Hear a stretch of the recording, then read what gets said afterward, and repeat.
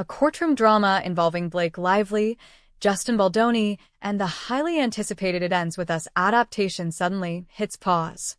Not cancelled, not dismissed, just postponed.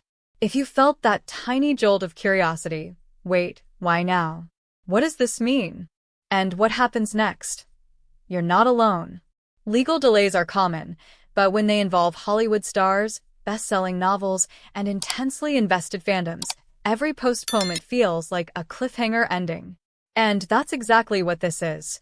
A pause loaded with questions, speculation, and behind-the-scenes tension. So, let's unpack it, without legal jargon overload, without boring courtroom transcripts, and with enough storytelling to keep you hooked. Ready? Let's step into the drama. Colleen Hoover's novel struck a nerve with millions of readers worldwide. It tackled love, trauma, abuse, and the complicated reality that relationships aren't always black and white. Many readers didn't just read the book, they felt seen by it.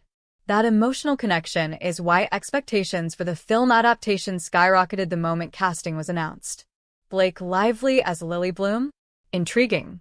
Justin Baldoni as Raoul Kincaid? And director? Bold choice. Fans were excited, nervous, hopeful, and fiercely protective. So when behind-the-scenes conflict spilled into a legal dispute, it wasn't just Hollywood gossip anymore. It felt personal to audiences who cared deeply about how this story would be told. And that emotional investment? It fueled everything that followed. But what exactly led us into a courtroom in the first place? The dispute involving Blake Lively and Justin Baldoni reportedly centers on creative disagreements, contractual interpretations, and authority on set. Was the adaptation staying true to the book? Were character portrayals aligned with the original message? Did creative decisions cross contractual boundaries?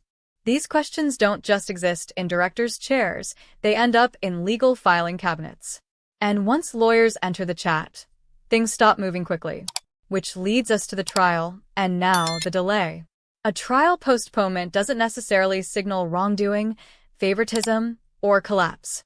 It often means one of three things. More time is needed to review evidence. Scheduling conflicts among parties or legal teams. Ongoing negotiations or settlement discussions. So, what does this delay mean for Blake Lively and Justin Baldoni personally? A postponed trial places her in a delicate position. Any public statement risks legal repercussions. Silence invites speculation.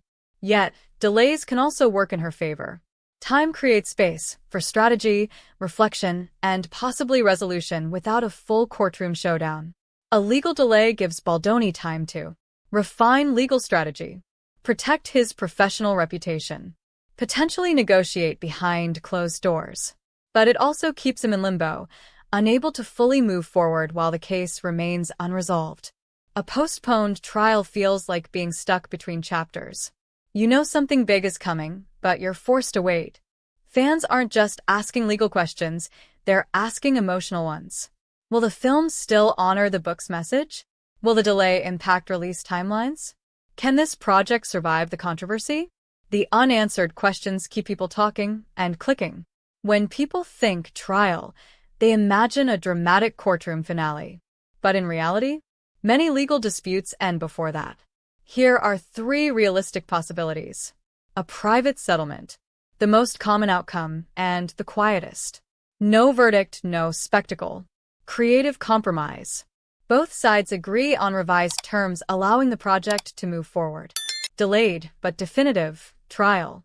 The case eventually proceeds with clearer arguments and stronger positions. Each outcome has ripple effects for the film, the stars, and Hollywood's approach to adaptations moving forward. Beyond individual names, this situation highlights an ongoing industry struggle. Who owns a story once it leaves the page? Could this case quietly reshape how future book adaptations are handled? It might already be doing so behind closed doors.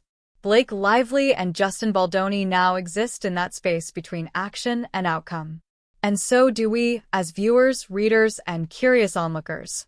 The story isn't over. It's just mid-chapter. Drop your thoughts in the comments, share this article with someone who loves It Ends With Us, and stay tuned, because the most revealing moments often come after the pause.